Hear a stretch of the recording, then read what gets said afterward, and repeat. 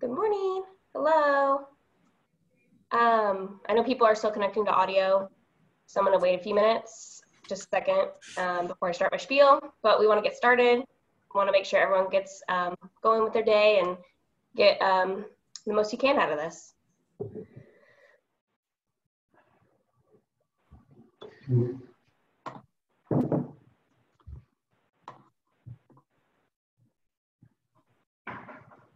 Okay, I think I'm going to get started.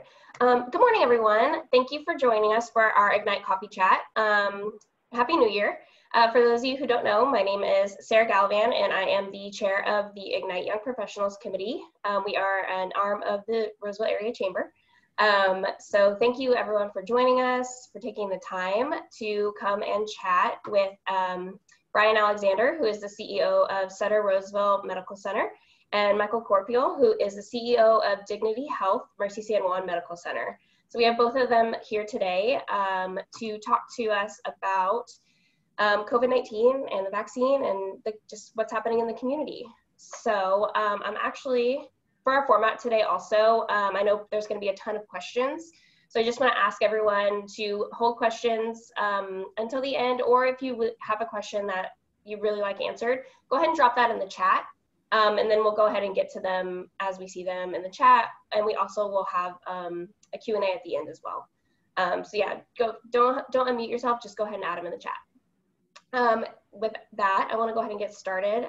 So both Brian and Michael, do you guys want to give kind of just a quick overview of what's happening in each of your respective areas within the community? And Brian, if you want to go ahead and start, we're just looking for like a quick overview, I think. Right, Kevin?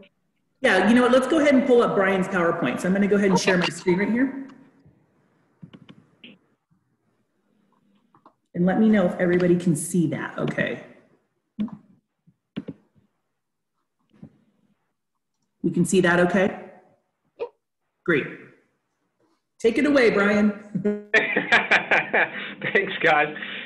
Hey, listen, the worst thing to do on Zoom is to talk at yourself. So please, if you have questions, go put them in the chat and I'll just answer them as I go.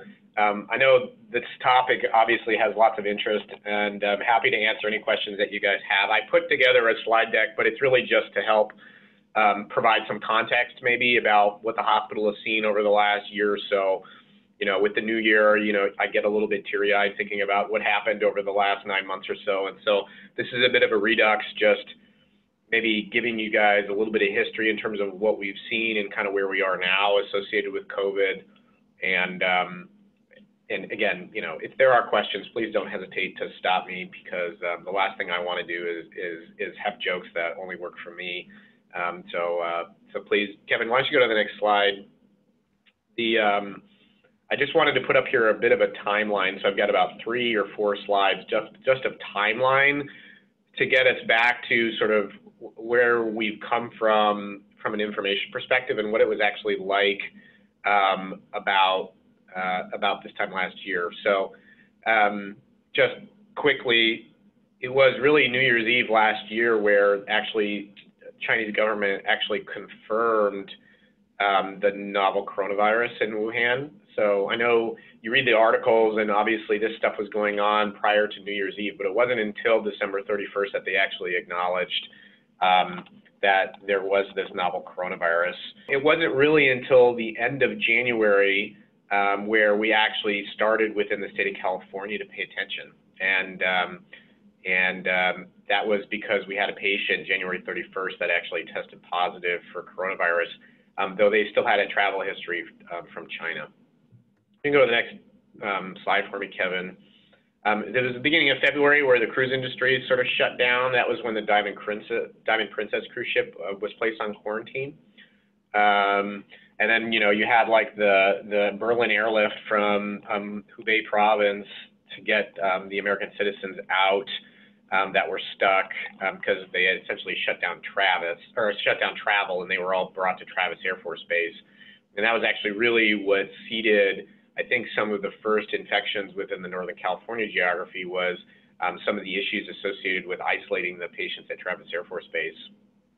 So it wasn't really until the end of February, honestly, that we started really recognizing that this was going to be a big time event. And so we actually received our first patient from a testing perspective at the end of February, and that was when we put in place visitation restrictions. It happened to be on the same day that we had the first confirmed death in the United States as a result of coronavirus, which happened in Washington State. Kevin, will you go to the next slide? So it was at that point, obviously, that things got a bit crazy and the toilet paper was flying off the shelves and all that kind of stuff. We set up a bunch of surge tents, expecting this, enormous wave of coronavirus patients to descend on Sutter Roseville. We saw what was happening in Italy, and to a lesser extent at that point in New York City. Lots of concern about availability of N95s and protective equipment and all that kind of stuff.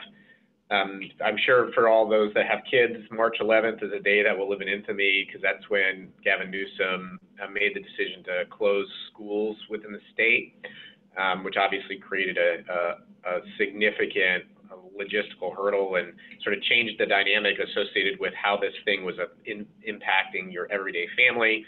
And then for your Kings fans out there, that was also the day that the Kings and Pelicans were set to tip off at 7:05 to, for the last playoff spot. The 8th seed was coming down to the wire, and that game was canceled because that was the day that there were a number of positive tests in the NBA, which if you ask some people, it was the day that the government started paying attention, was the day that the NBA canceled the remainder of the season. And one more slide, Kevin. So that was March 13th when they declared a national emergency in the U.S. In Sutter Roseville, we got awfully serious about this thing. So we actually split our management team into two groups that would work 1 week at a time each, because we were concerned that we didn't have a continuity plan for leadership. And since we didn't know how the virus was spread at that point, we didn't know how much community spread there was, the concern was the hospital actually was a breeding ground, and we needed to protect ourselves from a management continuity perspective. So we split management, and half the people worked from home for a week, and half the people were actually on site. And the rest of this stuff was all about just getting ready for what was to come. We had an expansion project that was slated to open over the summer, and so we were able to essentially short circuit some of the construction activities at the end, so some of the finishing work, to open the expansion in April rather than in June. And what that did for us is it provided immediately 24 more ICU beds. It doubled the size of the emergency department, and that happened in April. So we ended up being, they say better lucky than good. We ended up being very lucky in that we had a bunch of construction projects this year that were slated to come online that we were able to open early. So aside from this one, we had another 30 acute care beds that came online in October, and that obviously was a 3 or 4 year project that we were able to get in place to help serve, the COVID surge that eventually did come. What this will show you though is that August and September surge, while at the time felt really significant, pales in comparison to the surge that we're seeing now, right? So this chart shows you within the Sutter Health footprint. So Sutter Health, you guys know, is all Northern California. We have 26 hospitals. We only go as far south really as Modesto and as far north as Lakeport. So this is really, you're talking about, the Bay Area as well as the Sacramento Valley. The surge that we're seeing right now is about 3 or 4 times the surge that we saw in August and September. So certainly what you see in the news in terms of, the level of community spread that's out there is significant.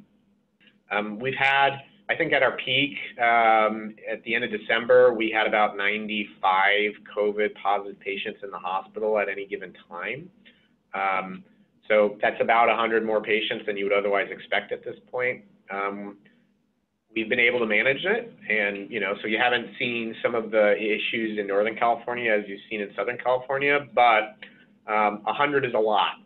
And so certainly we're concerned about that trajectory and that trend, and we're hopeful that it doesn't continue to increase. And if it does, we're just going to have to deal with it and roll with it. But we feel good about where we are right now. Can you go to the next slide, please?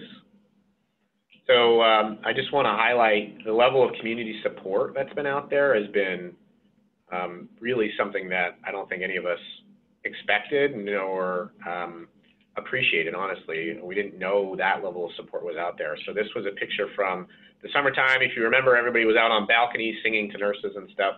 And there was like an aerial flight acrobatics crew that went around to the hospitals and, you know, put hearts in the sky and that kind of stuff.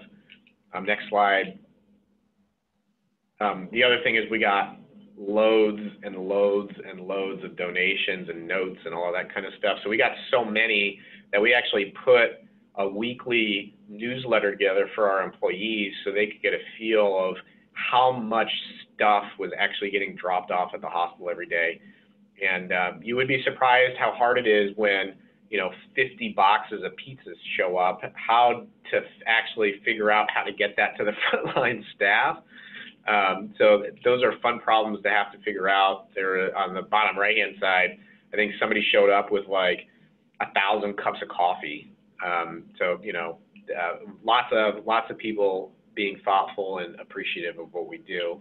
So I just will end by saying, you know, as it turns out, the community rallying around, you know, the hospital in Roseville is not something that's new. And in fact, it's the way the hospital was founded. So for those that don't know, the hospital was founded in 1952 because actually it was founded earlier than that. It wasn't built and opened until 1952. It was actually founded in the late 30s, early 40s because there was a concern about, you know, invasion on the California coast as part of World War II. And rather than using the hospital gymnasium or the high school gymnasium as a staging point, should there be a medical need in the city of Roseville, the 8,000 people that lived here at that time decided that they should have a community hospital instead. And so Sutter Roseville is very much the community hospital of the city of Roseville. I think the only thing that's different is rather than 8,000 people, Sutter Roseville now serves a 10-county region of 1.5 million people. But that's still very much what inspires and motivates us to this day. We're a community hospital. Next slide, please, Kevin. So anyway, I'll just end by saying, you know, our CEO, Sarah Crevens, likes to say that Sutter Health is a microcosm of healthcare in the United States, which is true. Sutter Health has about 3 million patients. Population of the country is about 300 million. So one out of every 100 people in the country is a Sutter Health patient. Even though we're entirely Northern California represents some of the most demographically diverse geographies in the country. And so we have hospitals in some of the wealthiest and some of the poorest and some of the most racially diverse and some of the most racially undiverse communities in the country. And so we have this wonderful platform to demonstrate what really integrated care looks like and how it is that we can manage a pandemic of this sort. And so we always like to say, if we can figure it out here, we can literally change the face of healthcare in the country. Next slide.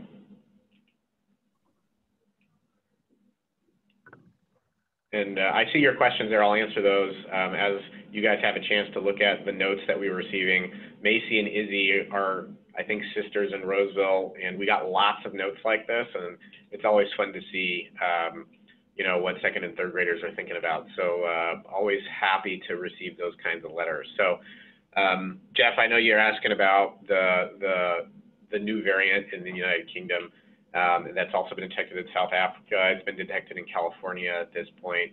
You know, the data suggests at this level that it isn't more deadly or doesn't cause more sickness, but it is more infectious. And the level of increased infectiousness is still to be debated. There have been estimates that are anywhere from 50 to 70% more infectious. So obviously it's a significant concern as you're talking about capacities and hospital capacities. There is just a lot of people that when you have other disease conditions, COVID is not the straw that broke the camel's back, but in many instances causes people's other comorbid conditions to become significantly more dangerous. And so that's why you see a lot of the focus in terms of vaccination efforts focusing on patients that are either compromised from a health perspective or the elderly, because they just don't have a lot of cushion should something happen. So it's not that dissimilar in terms of what we see typically during the flu season, which is we expect every year that there are going to be 20,000 flu-related deaths in the country. And while there are healthy people that get the flu that ultimately die, the majority of people that get the flu that have big-time problems with it are those that have underlying health conditions. And COVID is similar. The difference is that the deadliness of COVID is significantly higher than the flu. It just is. Thanks, Brian. I'm actually going to jump in. We have more questions in the chat, but we can get to those at the end. We're going to let Michael give his, were you done with your slideshow? Yes, that's it. Okay, cool. We're going to let Michael, I just want to make sure, we're going to let Michael jump in as well so he can kind of give his spiel as well. And then we'll do kind of like a quick address the rest of the questions in the chat. So Michael, if you want to go ahead and give kind of a general overview as well. Sure. Thank you, Sarah. And Brian, great presentation. Brian's way more organized than I am. I'm not prepared with a master presentation, but I just want to piggyback really on what Brian said, because everything that it was a great history of COVID and very similar circumstances at Mercy San Juan.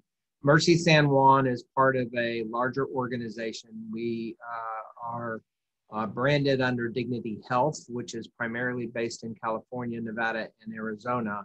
But we are part of a larger corporation called Common Spirit Health that spans 27 states from the East Coast down to Georgia and Florida, all the way over here to Washington and California. So Dignity Health is the largest or second largest not-for-profit healthcare corporation in the country. But I want to talk a little bit about how that has benefited us, especially early on in the COVID crisis. First of all, let me go back to that beginning days in March when Sutter got their first patient. We got our first patient at Mercy San Juan right around the same time. And it was really interesting. I've been in healthcare for 30 years as an administrator, except for the AIDS epidemic. I really have not dealt with something this massive in my career. And it really created a whole bunch of panic, not only through the community, of course, but also in the healthcare industry and in hospitals, primarily because of the unknown nature of this virus. And it was very interesting. Responding to this virus is as much psychological as it is scientific. And as an administrator, what I really realized that I had to spend a lot of time on is really dealing with the panic that was going on in the healthcare organization, as well as how do we operationalize and deal with the patients. But on a regular basis at Mercy San Juan, and I'm going to share my screen with you, we come together as a community. Can you see my screen? Okay. So we look at the volume on a regular basis and the impact that we have on our facility. It's funny, as Brian was showing the slide that the impacted Sutter Health, I was amazed at how much it mirrored, even with the little peaks and valleys, the 5-day rolling average of new cases that we're seeing in Sacramento County. This little bump that we saw back in March when this first broke out, we thought we were in real trouble. And what we didn't realize is that in midsummer, we would even have a bigger bump. And then now we're even dealing with a much larger surge. At Mercy San Juan back in March, we had 20 patients that we had in the hospital that were admitted. That was our peak. And it really created a lot of havoc, primarily because we were, as many healthcare organizations, not really prepared for what we were dealing with. And then we got hit with the summer, and as this started to go down, we thought, okay, it's over, we're good, we've survived. But then this latest winter hit, and it has continued. You can see, I'm glad to see in Sacramento County the numbers are going down, which is really, really very good. We hope to see that continue to go down. Clearly, we're not in the same situation, as Brian said, as Southern California, but we hope that this trend continues. We, at a hospital level, we look at it on a lot of different ways. This is a cumulative graph of the number of cases of COVID-19 since the beginning of the pandemic in Sacramento County. And you can see that that graph continues to go up as we go through the pandemic into January. We look at it also on a hospital basis, and this is each one of the hospitals and each one of our nursing units to taking a look at our capacity. And as you can see, it is filling up our hospital across all of the Sacramento region, especially at Mercy San Juan. We are the largest in the tertiary care facilities of all of our Dignity facilities. The other thing that we look at is our cumulative volume. So this is a 30-day running average of the number of cases of all of our 5 hospitals in Sacramento. And you can see that in January 7th, we are still beginning to peak with the number of cases throughout the Dignity Health System. What's really interesting about it is the amount of collaboration that we have seen among all of our healthcare providers within the system. We have called on doctors and nurses to do things that they have never done before. Brian mentioned the seriousness of this disease. It's interesting to watch in the migration of how we care for those patients. At the beginning of this pandemic in March and April, the theory was we don't provide any steroids to the patient because of the negative outcomes that it causes. And the theory was put patients on respirators as quickly as you can because they believe that the patients would do much better then. As time went on, what the physicians were able to learn about treating these patients was exactly the reverse of what we started with at the beginning. And now the practice is provide steroids to them as quickly as they can in the hospital and keep the patients off the ventilator as long as you can. And so how that evolution occurred really goes back to what Brian said, is really understanding the science and the results of the disease. And it's really been fascinating to see how that has evolved. Our survival rate at Mercy San Juan has increased significantly. At the beginning, 30% of all of the patients admitted to the hospital ended up in the intensive care unit who had COVID.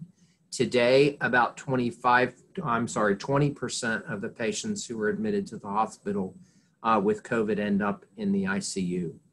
And so that's a good thing. And that's much better with how we've been able to handle it.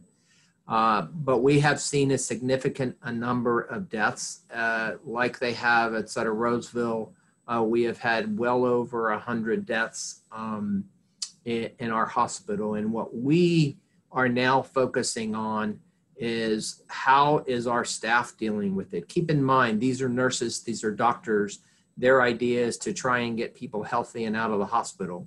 And typically our nurses that have intensive care unit experience, most people get out of here and walk in and go to the hospital or get out of the hospital and get discharged.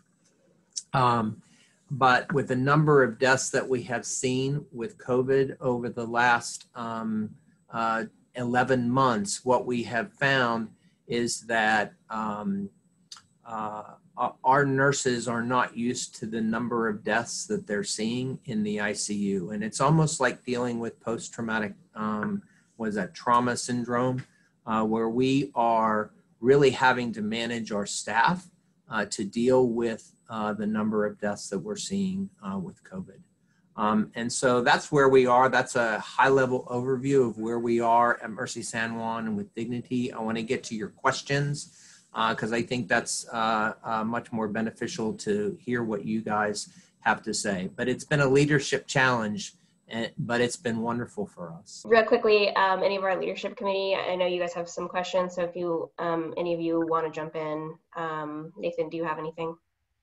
Yeah, again, Michael and Brian, thank you very much for coming. We really appreciate it. I know I have knowledge leaking out of my ears now, so that's awesome. But I am a little bit curious, and this is kind of a selfish question because my wife is pregnant right now at the time. So how is COVID affecting pregnancies if someone does test positive? And then have you had to deal with anyone giving labor that has tested positive for COVID? Does the baby automatically have COVID or anything? Have you guys had to deal with that issue at all? What we have experienced at San Juan, we have had several pregnant moms come in who have delivered babies. It does not transmit to the fetus that we have found out. And I'm going through this because my daughter is pregnant as well. And so she's calling me, asking me all kinds of questions about what should I do? How should I handle this? And obviously rely on your primary care doctor. But, you know, we're encouraging women when the opportunity arises to get the vaccine. And the statistics show, or the science shows, that it's safer to get the vaccine than it is to get COVID when you're positive. We had a woman who came into the hospital who was 20 weeks pregnant, who had a very bad case of COVID, was in the ICU and on a respirator for about 3 weeks. And it was a team effort to manage that patient. She got better, she went home, and she delivered a baby, and everything was fine. And so we're not, at least at San Juan, we're not seeing the effect of the pregnancy on the baby that we once feared. Yeah, same at Sutter Roseville. We've had many COVID positive moms that have delivered just fine. You know, obviously, you know, you don't want COVID if you can help it, but we haven't seen dramatic increases in, you know, mortality amongst newborns or anything associated with COVID. So, so that's all good news. Awesome. Again, thank you guys both very much for coming, and I appreciate it. You bet. Congratulations, Dave. Thank you. Number 4.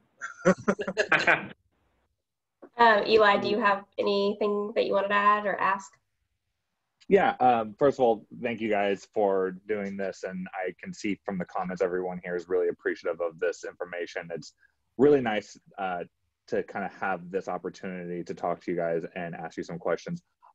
Michael, you brought up a really great point that I've seen on the internet and memes and all these things, and I would love to get your guys' perspective on this. You mentioned masks and how that has brought down the flu numbers.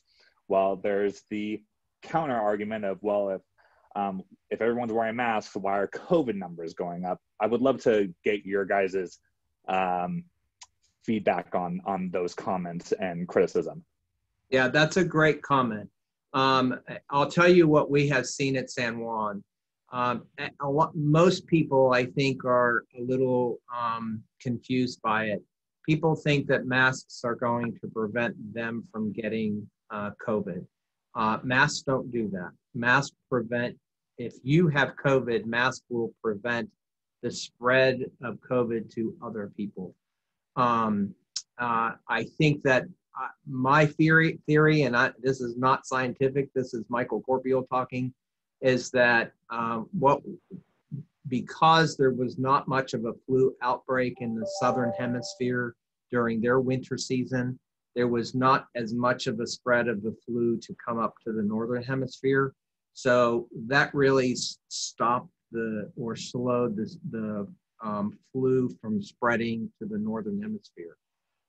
What we're seeing in our patients is that the vast majority of patients who are getting COVID are coming from congregate living centers, nursing homes, those types of things. But also when you go into family gatherings and you go into a home and you have a gathering of 5 or 10 or 15 people, and people are taking off their masks in the setting of the family members that they think they have, and somebody has it and it spreads really quickly.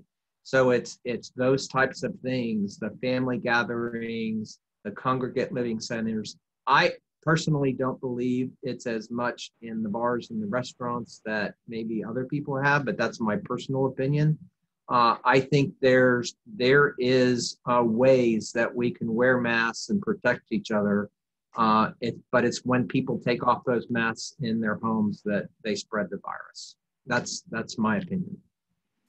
It looks like we just a couple minutes left because I know, Michael, you have to hop off right at 9:30. But Joe and Shelley, do you guys want to close us out on the last 2 questions here?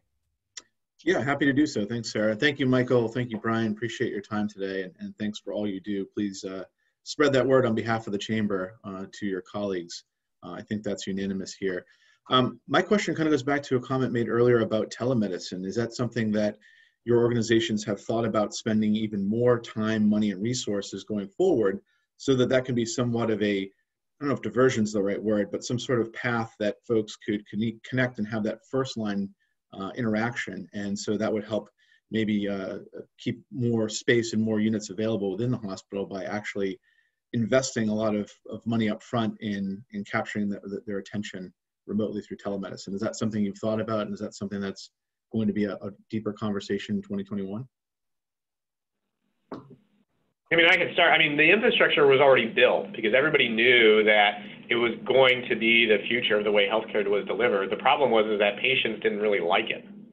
Okay, and so we had this humongous amount of infrastructure and investment, and everybody was high-fiving everybody, telling them that this was the next best thing, and it didn't go anywhere because patients liked the physical interaction with their care. They wanted to look somebody in the eye. They wanted to have a relationship and a conversation.